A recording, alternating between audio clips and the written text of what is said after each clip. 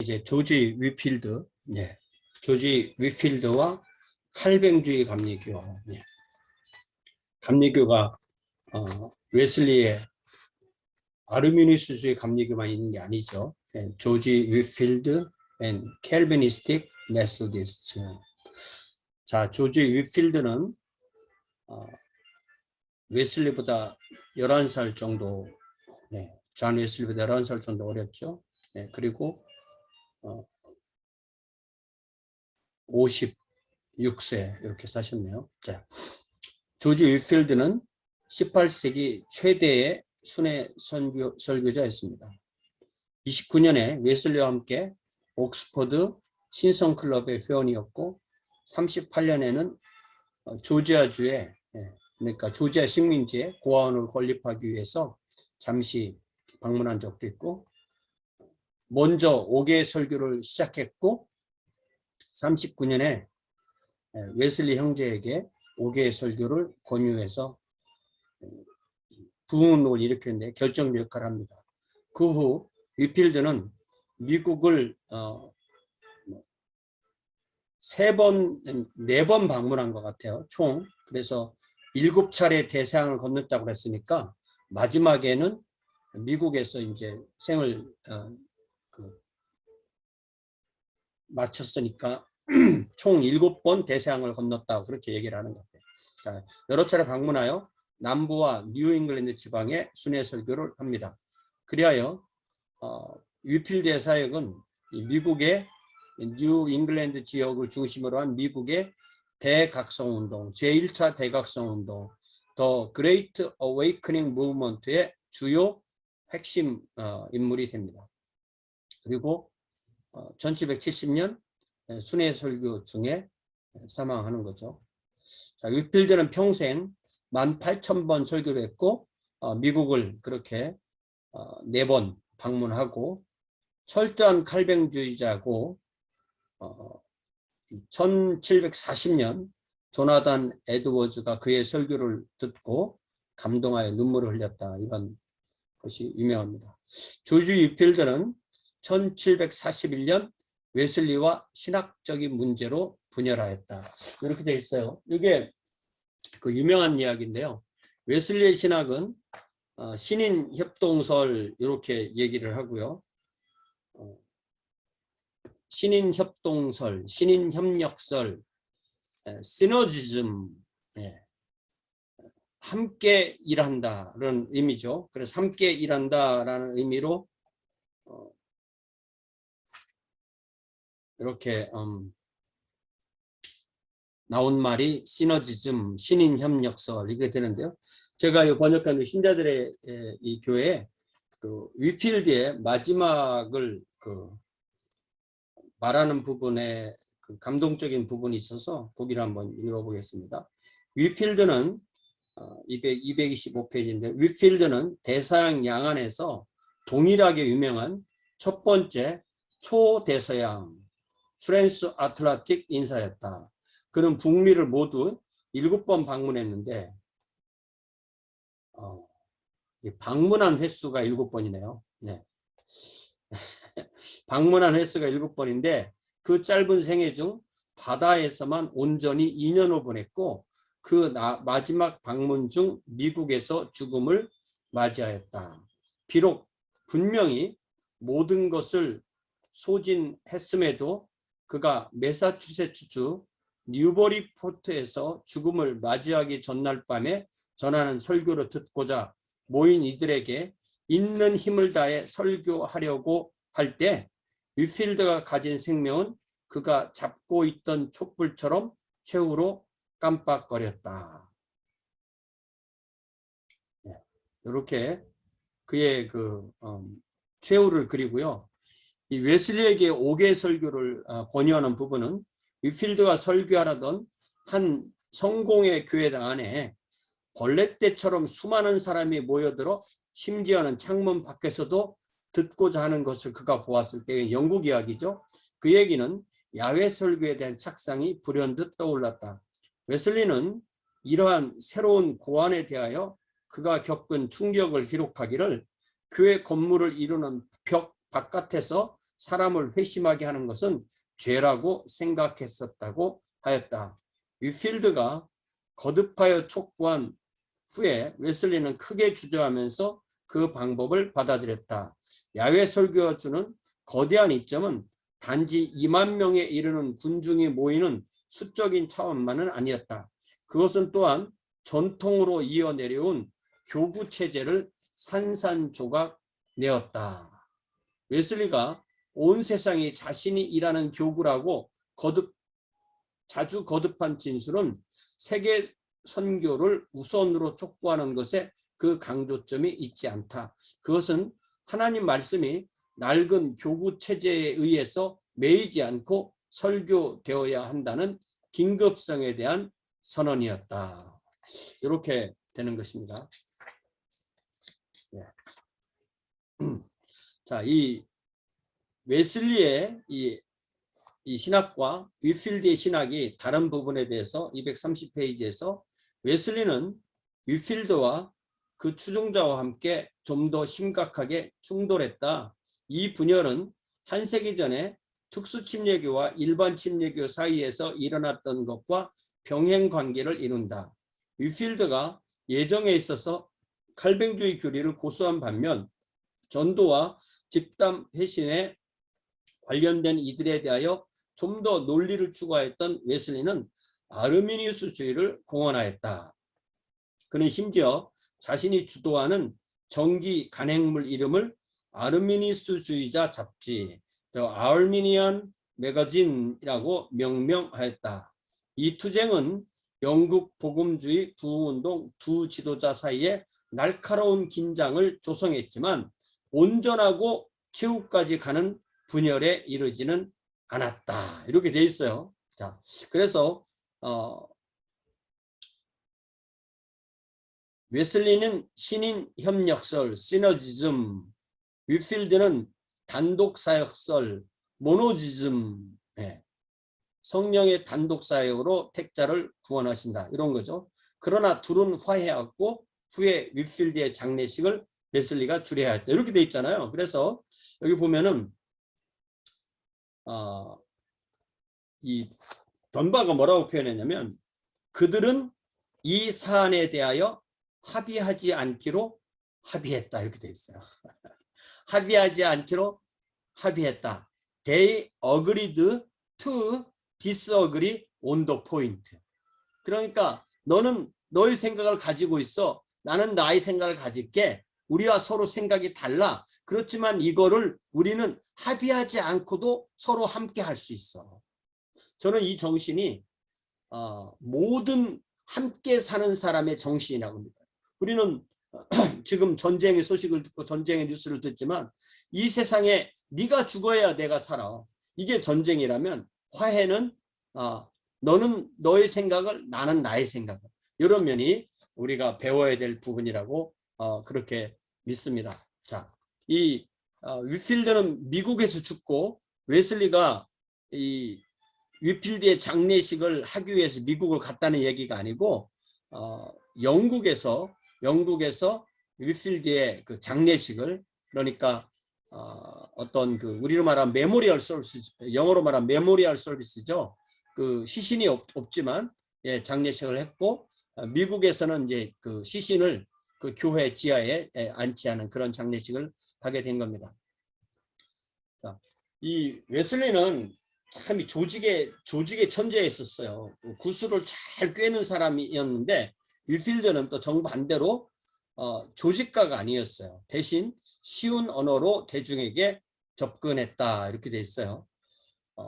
그는 칼뱅주의 신학을 열정적으로 마음에 호소한 훌륭한 설교자였고 그의 설교를 듣고 회심한 많은 사람들이 주로 회중교, 장로교, 감리교, 침례교로 들어가고 특별히 대각성 운동 이후에는 감리교회, 침례교회로 많은 사람들이 들어갔죠. 자, 위필드 사후에 칼뱅주의 감리교회는 세 갈래로 나뉘게 되는데 그 세 갈래가 헌팅던 백작 부인 문도, Countess of Huntingdon's Connection, 컨넥션을 이제 문도 이렇게 번역한 거죠. 그다음에 장막 문도 태버네클 커넥션, 그다음에 웨일즈 칼뱅주의 감리교, 웨일스 캘비니스틱 메소디스트. 예. 거기 이제 위필드에 이렇게 그림이 초상화 이렇게 있고요. 위필드도 여러 화이트필드 이렇게 번역한 이름을 쓰는 사람인데 그건 아닌 것 같아요. 화이트는 아닌 것 같습니다. 위필드 영어 발음 이제 위필드인데 우리는 이제 화이트 하우스도 화이트 하우스 이렇게 하잖아요. 화이트 크리스마스, 화이트 크리스마스. 그래서 이것도 휘필드 이렇게 한국말로 씁니다. 자, 헌팅던 부인 문도, 셀레나 헤스팅스. 1739년 헌팅던 부인 셀레나 헤스팅스는 웨슬리 감리교 운동에 먼저 가담합니다. 그리고 46년에 헌팅던 백작, 남편인 헌팅던 백작이 죽고 난 뒤에 더 헌신하게 되고 47년에 휘필드의 사역과 관계를 맺고 칼뱅주의적 감리교 운동을 주도하는 역할을 합니다. 48년부터 영국 전역에 감리교 채플린들을 파송하고 또 68년부터 남웨일즈에 있는 트레베카 하우스에 감리교 신학교를 운영했습니다.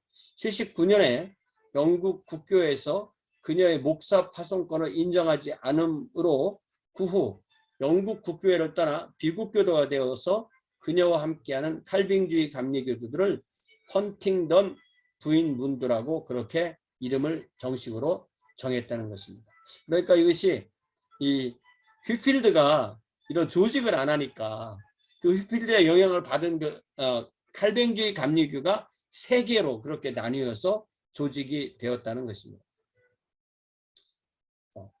웨일즈 칼뱅주의 감리교, 이 사람들도 휘필드 영향을 받은 사람들이고 1795년에 국교에서 분리하고 칼뱅주의 신학과 부흥 설교를 강조하고 현재까지도 한 150명 정도, 1500 정도의 교회가 존재한다. 이런 예를 들면 헌팅던 부인 문도 이런 데도 웹사이트 들어가면 다 그대로 찾아볼 수 있습니다. 자, 이제 영국 부흥운동이 웨슬리의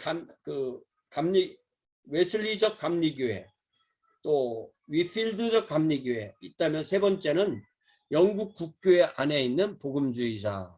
이런 제목으로 그 당시에 영국 국교회가 어떻게 특별히 변화했는가, 그리고 또 옥스퍼드 무브먼트 이런 걸 같이 좀 보겠습니다. 자, 이 복음주의자라는 용어는 역사적으로 18세기 경건주의, 또 감리교, 영국 국교회 안의 복음주의자, 또 18, 19세기 미국의 대각성 운동, 그리고 20세기에 주로 근본주의 오순절 운동 등에 사용하는 광범위한 운동이다. 예. 이들의 신앙적 특징은 회심, 헌신, 변화된 삶, 선교 등을 강조하는 것입니다. 이게 상당히 중요한 교회사 운동인데 아직까지 하나님의 왕국 이런 개념은 명확하지 않았던 것 같아요. 자, 그러면 영국 국교회 안에는 주로 어떤 세 가지 유형의 형태가 있었는가 할 때, 이 고교회, 저교회, 광교회 이런 말을 씁니다. 이 고교회라는 말은 로마 가톨릭과 비슷해서 어떤 이 조직을 강조하고 예배를 아주 폼나게 드리는 거, 이걸 좋아하는 사람들이에요. 이런 사람들이 주로 옥스퍼드 출신이고, 이 저교회파는 종교개혁, 개혁교회에 가깝고 주로 예수 그리스도의 복음을 강조하고 주로 대학은 캠브리지에서 나온 사람들이다. 광교회는 이 리버럴리즘, 그러니까 이 레티튜드라는 것이 이게 이 위도잖아요. 위도, 경도, 위도할 때 위도, 그러니까 그만큼 이 교리의 그물코가 넓어서 신학적으로 자유로운 것을 주장하는 사람들, 이렇게 말합니다. 그래서 우리가 이 고교회, 조교회 이런 말은 많이 쓰는 거기 때문에 우리가 잘 교회의 용어로 기억을 하면 좋겠어요. 자, 그래서 18세기 영국 복음주의자는 주로 저교회파에 속해 있었다. 그들은 부흥운동은 찬성하면서도 국교에서 분리되기를 거부한 사람들을 의미합니다. 네. 그들은 칼뱅주의적이고 동시에 청교도적 신학 전통과 윤리를 강조합니다. 18세기 말에 케임브리지 대학을 중심으로 저교회 운동이 확산했다. 이렇게 기억을 하고, 그러면 이 토론 문제에서 얘기하는 옥스퍼드 운동은 뭐냐? 옥스퍼드 운동이라는 것은 옥스퍼드 대학 출신 중심으로 영국 국교회가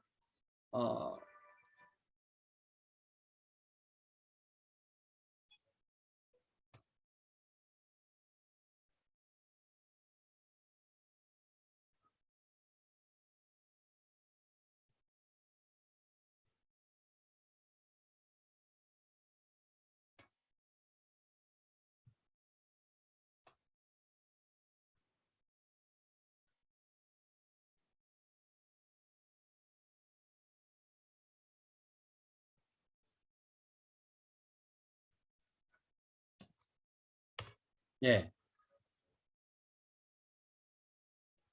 영국 국교회가 로마 가톨릭뿐이 아니라 이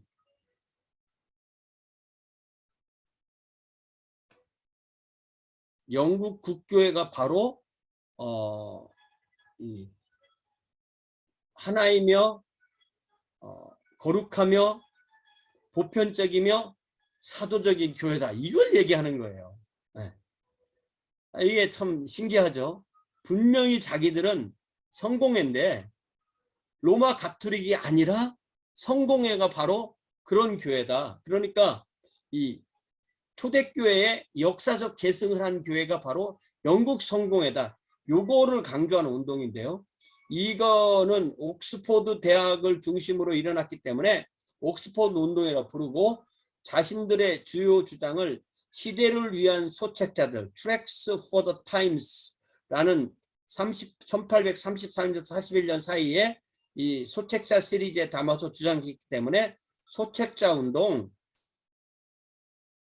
트랙터레니아니즘, 이럴 때 보통 이게 트랙터레니아니즘, 트랙이라는 것은 소책자 논문을 의미하고요. 이들의 운동의 신앙적 특징이 주로 저교회파를 대상으로 영국 국교의 역사적 사도적 계승을 주장하고, 광교회파를 대상으로 역시 광교회파를 대상으로 원시 기독교와 가톨릭적 교회의 신앙의 부활을 주장합니다. 그러니까 우리는 로마 가톨릭은 아니고 그렇다고 해서 이 종교개혁처럼 그렇게 새롭게 만든 게 아니라 로마 가톨릭 교회가 아니라 우리가 바로 이 초대교회의 역사적 사도적 계승을 가지고 있다, 이렇게 주장하는 거예요. 이게 말이 됩니까? 이 가장 중심된 인물이 바로 존 헨리 뉴만이었는데요. 여기 그림 나오죠. 그래서 중심 지도자가 존 헨리 뉴만 90년까지 살았고요. 존 캐블 66년까지 살았고, 에드워드 푸시 82년까지 살았고. 그런데 놀라운 일이 발생합니다. 1845년 10월 9일 뉴만은 영국 국교회의 가톨릭성을 의심하다가 로마 가톨릭으로 개종합니다. 나중에 대학교 총장도 하고 또 추기경까지 돼요. 이 사람 결혼해서 가정생활 하는 사람이잖아요. 로마 가톨릭에서 얼마나 기분 좋게 받아들였겠어요. 그를 따라서 수백의 성직자 평신도가 로마 교회로 돌아갑니다. 75년에 추기경이 됐다고 그랬죠. 자, 여기 각주를 좀 봅시다. 제가 쓴 각주를 보면은, 옥스퍼드 운동은 영국 국교회인 성공회가 하나이며 거룩하고 보편적이며 사도적인 교회의 역사적 전승을 가진 교회라고 주장하는 운동이에요. 그러나 역사적 전승을 주장하려면 동방정교회나 로마 가톨릭 돌아가야 되는 거죠. 동방정교회가 더 앞섭니다. 예.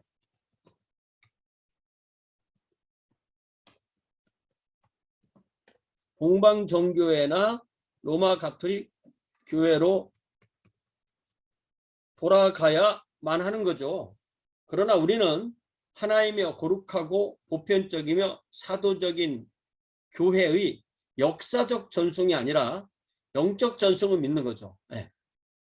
만약에 우리가 이렇다고 안 하면, 이것을 받아들이지 않으면 기독교 안에 있는 분파의 통일성, 또 그 안에 있는 다양성은 다 사라져야 되고 오직 하나의 외적 교회 형태로 획일화해야 되는 거예요.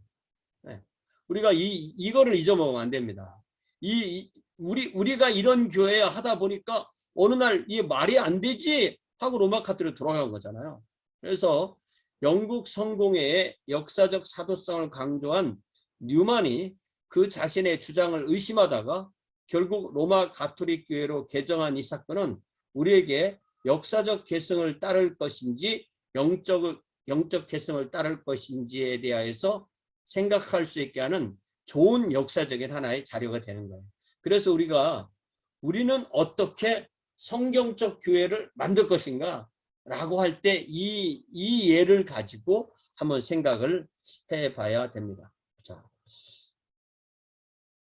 그러면 이제 저교회 운동회는 주로 어떤 일이 있었냐? 이 복음주의 저교회도 주로 이제 찰스 시몬이라는 분이 19세기에 영국 복음주의 지도자였고 케임브리지에 소재한 성삼일체 교회의 사제로 사역했다. 이 정도 간단하게 소개되고요. 그 다음에 이제 클라펜파, 이 클라펜이라는 이 동네, 이 부유한 동네인데요. 여기에 19세기 초 유명한 복음주의적 집단 중에 클라펜파가 있습니다. 이들은 헨리 벤과 그의 아들인 존 벤이 사제로 있었던 이 클라펜 지역을 중심으로 일어나 조직된 운동입니다. 이 사람들이 했던 많은 일 중에 특히 이 노예 제도를 폐지하는데 이 영국 국회의원인 윌리엄 윌버포스가 앞장서고 그들을 도왔다는 것이 이 운동에 있어서 제일 중요한 겁니다. 그래서 보통 이 윌리엄 윌버포스는 한 사람의 좋은 그리스도인이 세상을 어떻게 바꿀 수 있는가, 요 문제에 대한 이야기를 할 때 항상 얘기되는 사람이 바로 이 윌리엄 윌버포스예요.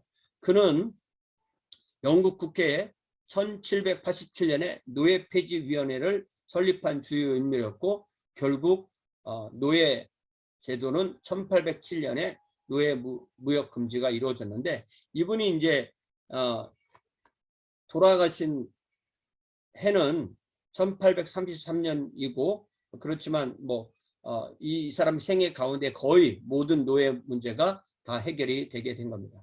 자, 그리고 1799년에 아까 말했던 그 헨리와 존 벤 부자 중심으로 교회 선교 협회가 결성되고 매년 50여 명씩 해외에 선교사를 파송합니다. 현재도 이 조직을 통해서 100여 명의 선교사가 파송되었습니다. 네. 자, 그리고 1804년에 대형 성서 공회가 결성되어서 외경을 제외한 성경을 유포하고 선교를 촉진하였다. 그리고 선데이 스쿨은 가난한 근로자 자녀 교육을 중심 목표로 하여 주로 해나 모어 등이 주도하였다. 그리고 1799년에 종교 소책자 협회가 설립됐다. 이런 것들이 이제 영국 복음주의 운동에서 이루어진 거고요. 자, 이제 그 유명한 이 개신교 선교와 윌리엄 캐리에 대해서 오늘 중요하게 공부를 하겠습니다. 자, 영국과 미국의 부흥운동과 독일의 경건주의 그리고 모라비안 교류의 부흥운동의 직접적인 결과 가운데 하나가 바로 근대 선교운동의 발흥입니다. 근대 개신교 선교의 발흥, 종교개혁 시기 직후에 로마 가톨릭 교회는 급속하게 발전하여 큰 성과를 얻게 됐습니다. 특별히 이제 스페인과 포르투갈을 중심으로 인도와 아시아의 어떤 그 향료 이런 것을 추구한 그런 이 상업 루트, 그러면서 어떤 거점 마련, 그리고 스페인을 중심으로 아메리카 쪽에 가서 선교지를 그 식민지를 만들고 선교를 하는 이런 두 가지 운동을 통해서 로마 가톨릭은 큰 선교의 성과를 거두었는데, 개신교는 일단 자신들의 어떤 생존 문제, 또 신학적 혼란으로 인해서 로마 가톨릭교에 상응하는 선교의 노력을 기울이지 못했어요. 그래서 이제 조금 그래도 선교를 하기 시작한 게 17세기에 들어와서 시작을 했고, 17세기 특별히 이제 네덜란드도 식민지 정복 활동을 할 때 실론이나 자바나 포르모사 등의 선교 활동을 시작했고, 자, 영국은 매사추세츠주의 원주민에게 선교하던 존 엘리엇, 연대가 이제 1600년대 사람이니까 아주 초기 선교사죠. 그러니까 미국이 독립하기 이전이니까 미국 식민지에서 일을 했지만 영국 선교사로 이렇게 이해를 하는 거죠. 자, 존 엘리엇의 노력으로 1649년에 국회의 법 제정을 통해 영국 최초의 해외 선교 기관인 뉴 잉글랜드 복음 전파회 Society for the Propagation of the Gospel in New England가 설립됩니다. 이 기관의 비용으로 엘리엇의 미대륙 원주민 성경 또 다른 작품들이 출판됩니다. 그리고 1701년에 외지 복음 선교회 The Society for the Propagation for the Gospel in Foreign Parts 외지 Foreign Parts. 그리고 독일 경건주의는 1705년부터 할레 덴마크 선교단을 만들어냈고, 그리고 1730년에 모라비안 교단이 발목할 만한 선교를 시작했습니다. 퀘이커들도 이때 선교를 했고요. 자, 그런데 재미있는 것은 이렇게 1700년대 초기에 있었던 선교가 있었음에도 윌리엄 캐리가 이 앞에 있던 그런 선교사들이 아니라 윌리엄 캐리를 근대 선교의 아버지라 부른단 말이에요. 왜 그럴까? 윌리엄 캐리는 침례교파의 한계를 떠나서 모든 기독교 세계에 그의 선교 열정으로 인하여 널리 알려진 인물이고, 이게 이제 이분은 이제 책을 많이 쓰지 않았는데 편지를 많이 썼어요. 선교 보고로. 그리고 선교 보고를 보고 온 세상 사람들이 이 사람을 따라한 거예요. 그래서 아버지, 근대 선교의 아버지라는 말. 다시 말하면 이 사람이 하던 대로 하면 된다. 모든 것을 이 사람이 하던 것이 이 윌리엄 캐리의 선교가 선교 매뉴얼처럼 그렇게 된 거예요. 자, 윌리엄 캐리의 생애를 좀 보겠습니다. 61년 8월 17일에 영국 놀샘프턴 홀러스퍼리 국교도 가정에 태어납니다. 아버지는 직물업을 하면서 자선학교의 교장이었고, 어릴 때부터 식물학에 관심이 많았고, 고등학교를 졸업한 14살 되던 해에 아버지의 뜻을 따라서 고향 근처의 피딩턴에서 당시 아주 유망한 직종이었던 재화공 견습생으로 살게 됩니다. 이제 공식적인 교육은 이거 이후로는 안 받은 거예요. 고등학교 딱 졸업한 거예요. 캐리는 5년 후에 19세 되던 해에 존 와러라는 비국교도의 영향으로 회심을 처함하고 비국교가 되었고 그의 삶을 주님께 헌신합니다. 그러니까 이제 국교회랑 이제 갈라진 거예요. 그리고 나서 81년에 20살이 되었을 때 자신이 일하는 제화업주의 처제인 25살, 자기보다 나이가 5살 많은 도로시 플래케트와 결혼합니다. 결혼 후에 캐리는 제화업을 독립적으로 하면서 독학으로 헬라어, 라틴어, 히브리어, 이탈리어, 독일어, 프랑스어 등을 습득합니다. 한때의 질병으로 그런 대머리가 돼서 그의 그림을 그려보면 항상 이 가운데 머리가 없는 걸로 나오죠. 자, 이 언어라는 게요, 한 서너 개를 하면 그 다음부터는 훨씬 다른 언어를 배우는 게 쉬워진답니다. 그렇게 안 해봐서 모르겠어요. 캐리는 앤드루 플러 목사의 설교도 듣고 로버트 풀의 책도 있다가 이 비국교도 중에서 이제 침례교 신앙을 갖기 시작합니다. 그래서 자신의 자녀의 유아 세례를 거부하고 인근에 있던 특수 침례교회 지방의 목회자들과 교제를 나누게 되고 이 교제가 그의 일생 지속하게 됩니다. 그 목회자 가운데 존 라일랜드, 존 서트클리프, 앤드루 풀러 등이 있고요. 특별히 라일랜드 목사가 1783년 10월 5일 주일 아침에 닌 강에서 캐리에게 침례를 베풉니다. 그래서 캐리는 침례 기전에 몸 담게 되고요. 자, 이제 83년도 93년까지가 선교를 한 준비인데 85년에 캐리는 모울턴이라는 마을의 학교 교장으로 선임되고 또 87년에 목사 안수를 받습니다. 그리고 고등학교밖에 졸업하지 않았지만 어떤 그 열정으로 인해서 인정을 받고 교장이 되는 거죠. 캐리의 친구들은 그를 초청하여 설교할 기회도 주기도 하고 그와 깊은 교제를 나눕니다. 언어 공부를 계속 주력해서 이제는 헬라어, 프랑스어, 독일어, 라틴어, 이 더치, 화란어 등을 정복했다고 할 정도의 이제 실력을 갖추게 됩니다. 이 캐리의 생애는 이런 데부터가 벌써 존경스러운 거죠.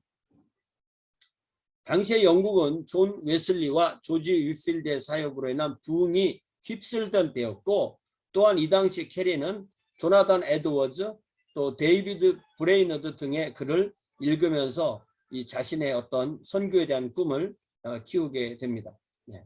캐리의 초상화고요. 한편 영국 정부는 제임스 쿡 선장에게 태평양 항해를 하도록 함으로써 지리상의 발견이 큰 발전이 이루어지게 됩니다. 결과적으로 영국 내에서 비기독교 세계에 대한 관심이 증대하게 됩니다. 거기에도 또 땅이 있고 사람이 있다는 걸 아는 거죠.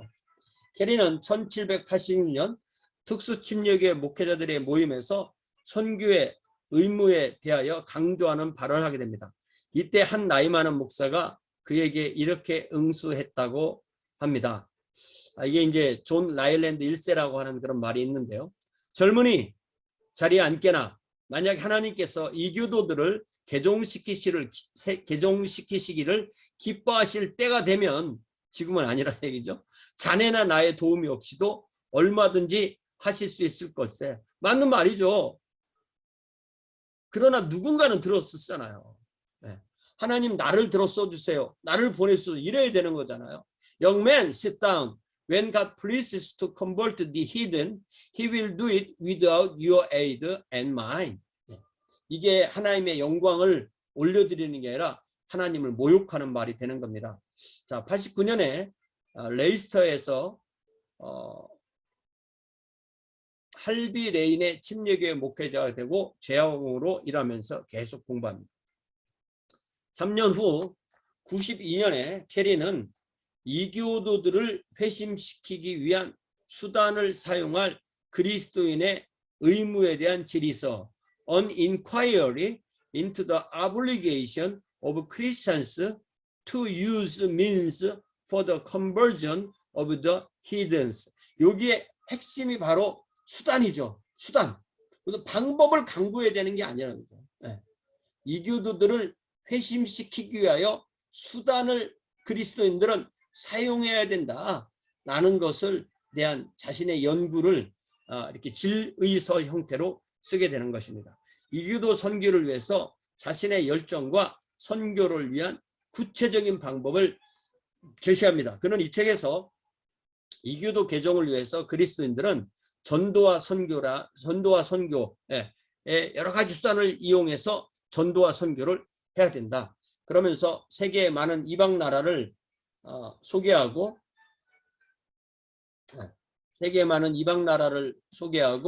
그 나라에 대한 선교 역사를 소개하고 선교 사역이 계속돼야 될 필요성을 강조합니다.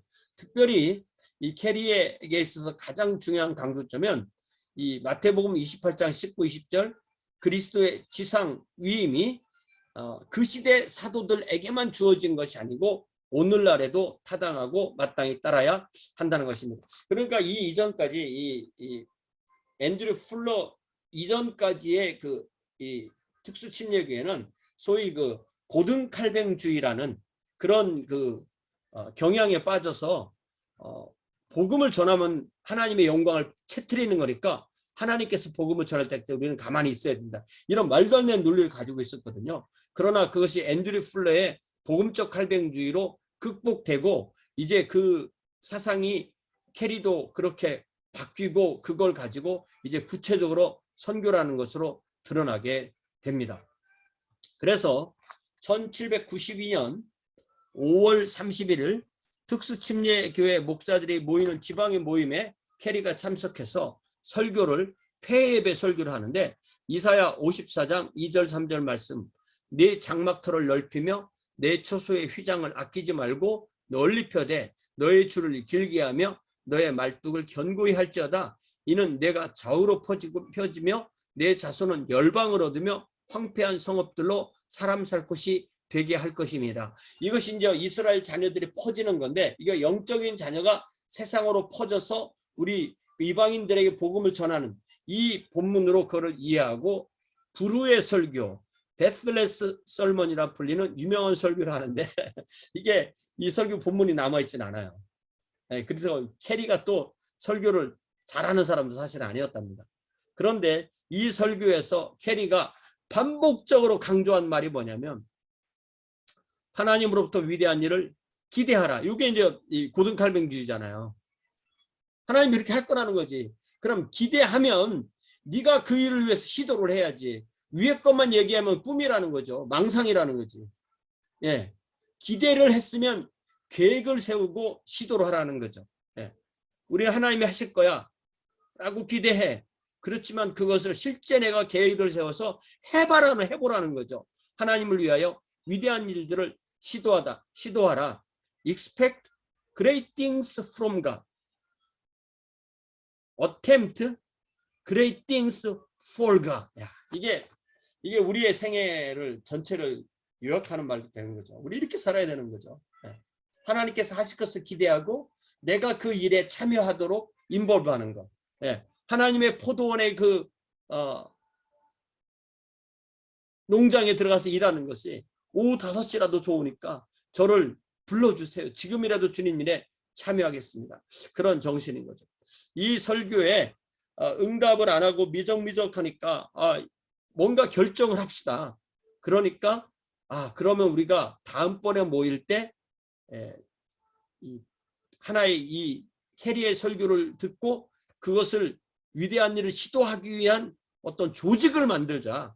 그래서 영국 특수침례교회 그 지방에 침례교, 이교도 복음 전파 협회가 만들어지는 거예요. 그때가 1792년입니다. Baptist Society for Propagation the Gospel Among the Heathen. 그리고 이게 이제 2000년에 와서 좀 간단한 명칭인 Baptist Missionary Society World Mission 요걸로 개칭됩니다. 요 선교의 핵심 인물이 이 모임의 총무가 된 앤드류 풀러예요. 그러니까 뭐냐면 이 캐리는 인도에 있고 풀러는 영국에 있어서 이 선교사를 돕는 선교의 역할을 풀러가 한 거예요.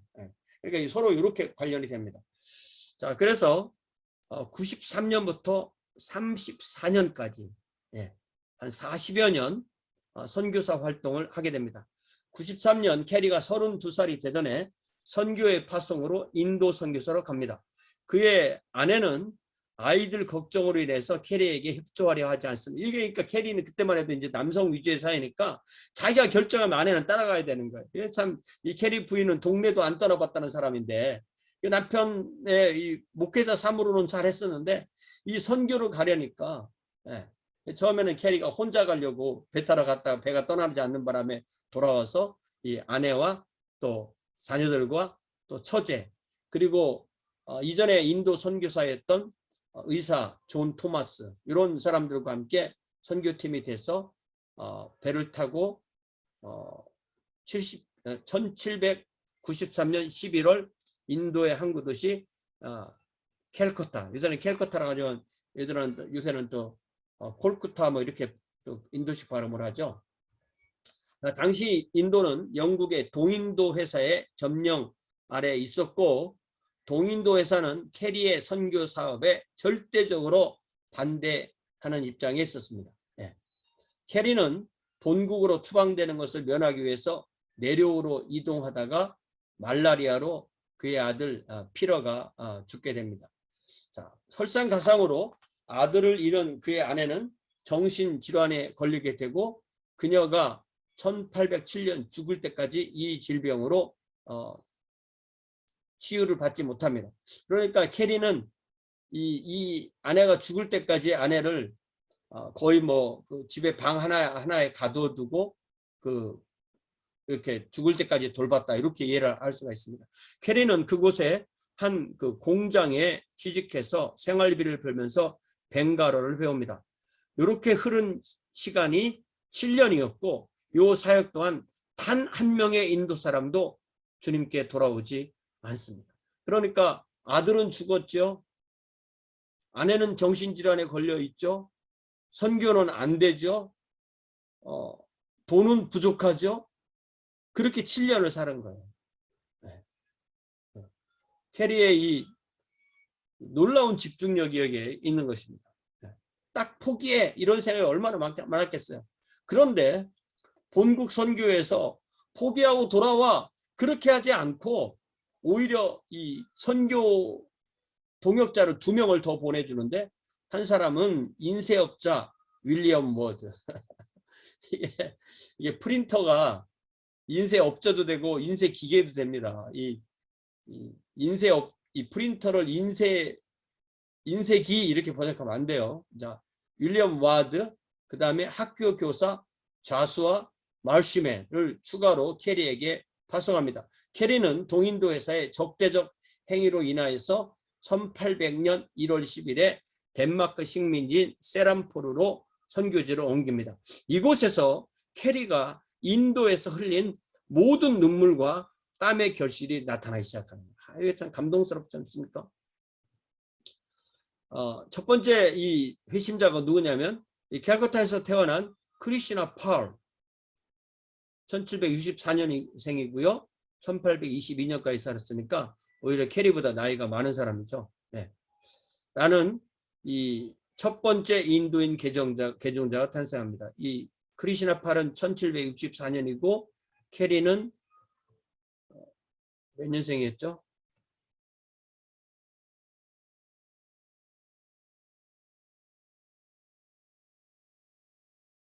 1761년생. 팔은 1763년생. 팔이 3살 어리네요. 그죠? 저는 나이에 관심이 많습니다.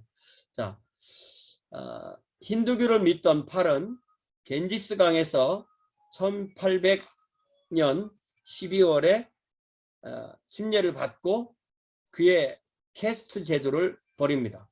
그래서 1802년 수드라 계급 출신이었던 팔의 딸이 브라민 계급 출신의 아들과 결혼하게 되자 이렇게 팔이 카스트 제도를 버리고 우상 숭배를 거부하자 2000여 명의 군중이 그를 재판장으로 끌고 가게 됐습니다. 그러나 이 결혼을 통해서 이 캐리는 인도의 카스트 제도를 분명히 반대한다는 것을 공식적으로 보여주게 되었고 팔은 죽기 직전까지 22년 동안 복음을 전했고 우리가 이렇게 팔에 대해서 간단히 지나가지만 이 인도의 역사에서는 이 팔이 얼마나 중요한 사람이겠어요 또. 자, 여기 그 각주의 카스트 신분에 대해서 보면요. 인도의 카스트 신분 제도는 주로 4가지로 이루어지죠. 브라민, 지식인, 사제, 학자, 교사, 크샤트리아, 귀족, 전사, 바이샤, 상인, 농부, 수드라, 기술자, 직공, 노동자, 종, 그 외 불가촉 청민이 달리트, 그들의 인구만도 16%다. 우리가 이 인도의 신분제도를 이렇게 4-5개로 생각하는데 실제로는 몇만 개라고 그래요. 이게 왜냐하면은 이렇게 모든 직업이 세습되기 때문에 이렇게 크게 5가지에 나눌 수가 없다는 거예요. 이게 이제 이 선주민과 이주민이 와서 그들을 정복한 그 주전의 일이 지금까지 2, 3천 년 동안 이렇게 내려온 제도잖아요. 그래서 이게 오늘날도 인도가 이 문제가 결코 해결이 안 되고 여기서 나오는 온갖 이야기들이 있죠. 네. 자, 회개와 변화의 역사가 줄기차게 일어나서 그 후 18년간 600명이 침례를 받고 수천 명이 예배에 참석하는 승리의 역사가 있었습니다. 1814년까지 약 20개의 교회를 설립했고 세람포로 부흥이 일어날 수 있었던 것에는 바로 합심 동역에 있고 캐리와 워드와 말시맨 이 사람을 세람포로 추리오 이렇게 부르는데 이 사람들이 23년간 팀을 이루어서 서로의 긴밀한 사랑의 교제로 힘을 얻으며 역사를 이루었어요. 매일 아침에 모여서 이 세 가정이 선교사들 가정이 공동생활을 하면서 매일 아침 모여서 예배를 하면서 서로의 어떤 그 행동 원칙을 또 헌장으로 정하고 이렇게 사는 거예요. 그래서 세람포르 참송 이 삼총사가 어떤 한 그 모든 것 그런 것들이 문서로 남아 있고 그런 걸 통해서 사람들이 똑같이 하면 된다는 걸 아는 거죠. 예, 여기 말시맨 워드 초상합니다. 자, 캐리와 그의 선교팀은 수많은 인도어, 인도어가 워낙 많으니까 벵갈어, 산스크리트 등 인도어와 인도 방언들, 중국어, 미얀마, 말레이어 등 무려 44개의 언어로 성경을 전체나 부분을 출판한 거고요. 캐리는 주요한 인도 언어의 문법책도 저술하고 출판합니다. 또 본국의 선교회는 1818년 세람포로 대학을 설립하여 부흥하는 교회를 위해서 목회자를 양성하도록 합니다. 이 대학은 또한 많은 일반 학과를 설치해서 신분과 신앙과 국적과 관계없이 공부를 할 수 있도록 합니다. 이게 대단하잖아요. 신분 안 따져, 신앙 안 따져, 국적 안 따져. 공부할 수 있도록 입학할 수 있도록 해주는 것입니다. 그래서 1827년에 덴마크 왕 프레드릭 4세가 이 대학에서 학위를 줄 수 있도록 허락함으로써 세람포로 대학은 아시아에서 처음으로 학위를 주는 대학이 됩니다. 또 캐리는 캘커타 대학의 동양 언어 교수로 30년 동안 가르치기도 합니다. 이 캐리의 이 선교 사역의 핵심이 이제 이런 교육 사역인데요. 지도자를 양성하는 거죠. 그러면서 이 초등학교도 많이 만들었는데 초등학교는 특별히 그 가난한 아이들을 위한 초등학교 그리고 이 학교 교사 윌리엄 워드는 이 부자들을 위한 또 기숙학교를 만들어서 거기에서 하는 사역으로 이 선교를 많이 하고 그렇게 했습니다.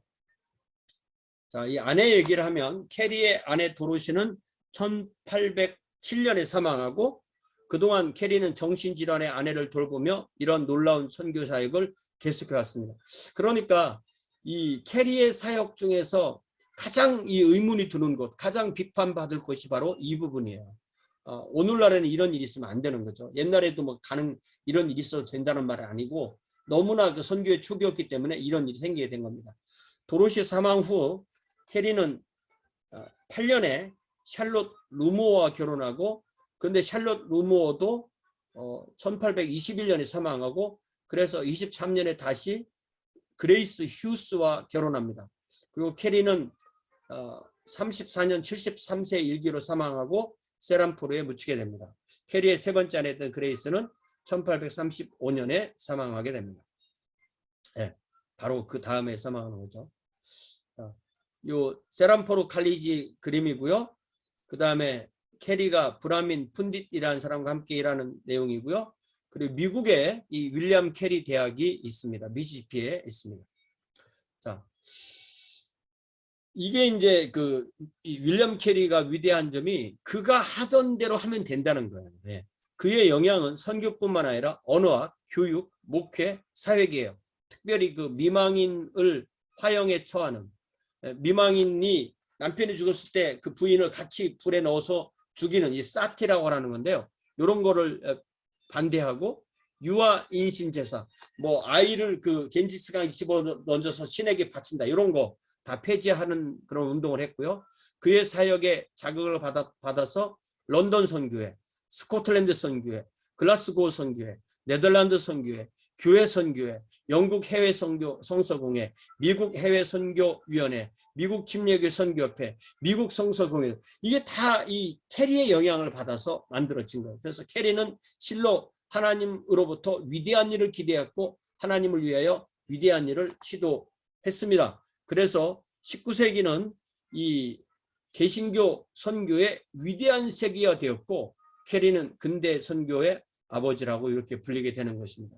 그래서 우리가 이런 것에 대해서 좀 더 자료를 찾아보면서 이 옥스퍼드 운동, 또 윌리엄 캐리, 또 이런 것을 우리가 이번에는 좀 강조해서 공부해 보면 좋겠습니다. 여기까지 하겠습니다.